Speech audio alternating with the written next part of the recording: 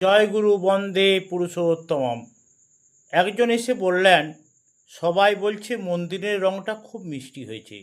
আচার্যদেব শুনে বললেন, খুবই ভালো, শুধু দেখবেন ওখানে যেন পিঁপড়ে না লাগে। শুধু বাহিরঙ্গিক দৃষ্টিনন্দন হলে চলবে না, আসল কথা পারিপার্শ্বিক প্রেরণা প্রদীপ্ত হয়ে ওঠে মন্দির থেকে, লক্ষ্য থেকে ভ্রষ্ট হলে চলবে না। এক দুধওয়ালি দুধ বেচতে যায়, ভালো বেচাকেনার সম্ভাবনা, মন পড়ে আছে অন্য ধান্দায়। দুধ বিক্রি করার পর যা পয়সা আসবে তা দিয়ে চোখ ধাঁধালো একটি শাড়ি কিনবে, কতই না আনন্দ হবে। নিজেকে কল্পনার চোখে দেখে, ভাবতে ভাবতে ঠিক ওইভাবে তাকাতে গিয়ে সবটুকু দুধ উল্টে পড়ে গেল, মূল লক্ষ্য থেকে ভ্রষ্ট হলো। বিচ্যুত হলে ওই রকম অঘটন ঘটে যায়। এই দিকটাই সতর্ক সচেতন থাকতে হয়। তিনি বলে চলেন, নিগূঢ় সত্যের বাস্তব অভিঘাতেও কে কথা, বাহিরে ঝাঁ চকচকে হওয়াটুকু শেষ কথা নয়। নগরবাসী যেন স্বতঃস্ফূর্তভাবে মন্দিরে আসার জন্য একটানা তাগিদ বোধ করে। যাজন কখনো অসত্য অর্ধসত্য হবে না, হলেই সমাজের মানুষ কাছে আসতে চাইবে না। নিরন্তর ঠাকুর কেন্দ্রিক আড্ডা চাই, চর্চা চাই, আলোচনা করার মতো মানুষ চাই না। দুদিন প্রার্থনা করবে, পরে আর আসবে না, এটা হলে চলবে না। ঠিক মতো চললে এমন একটা সময় আসবে যখন আর হাঁকডাক করতে হবে না। মন্দিরে আসার জনপদের মানুষের হ্যাবিট হয়ে যাবে। শিলচর থেকে করিমগঞ্জ প্রায় 50 কিলোমিটার। এখানে থাকতেন কুমুদদা, জ্ঞানের সাগর, কিন্তু কখনো নিজেকে জাহির করতেন না। সেন্স অফ হিউমার ছিল অসাধারণ, খুব রসিকতা করে কথা বলতেন। তার কথা শুনে মানুষ এমনিতেই আসতো। এটাই লক্ষ্য হওয়া উচিত।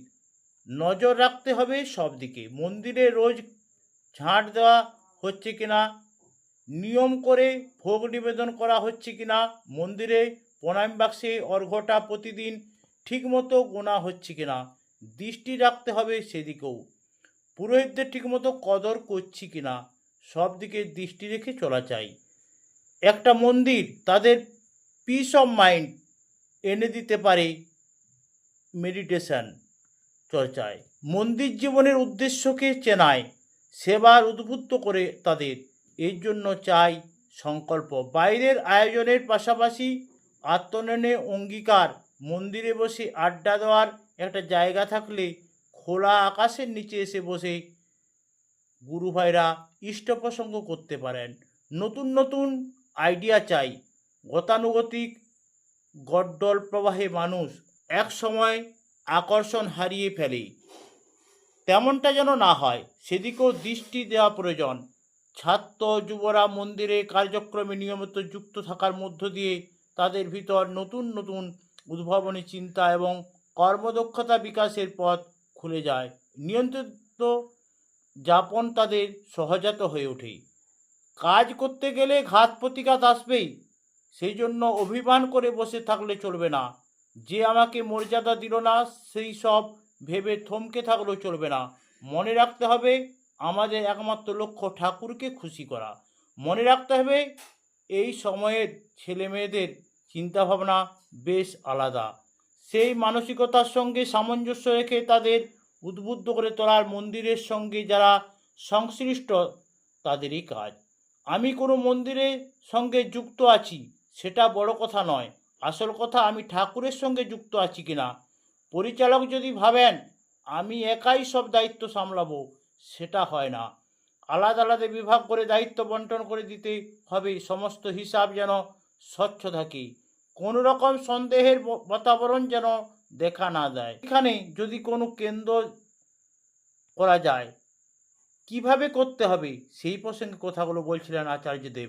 তার নজরে একটু কণা যারা পেয়েছে তারা নিমিষেই ভুলে গেছে অশ্রুর বেদনা, পুষে রাখা যন্ত্রণা। ভজনদা, তিলকেশ্বরদা, বিনায়কদা সবাই উৎকর্ণ হয়ে শুনছেন তার কথা। মনে পড়ে যায় 19 নয় 2022-এর কথাগুলো।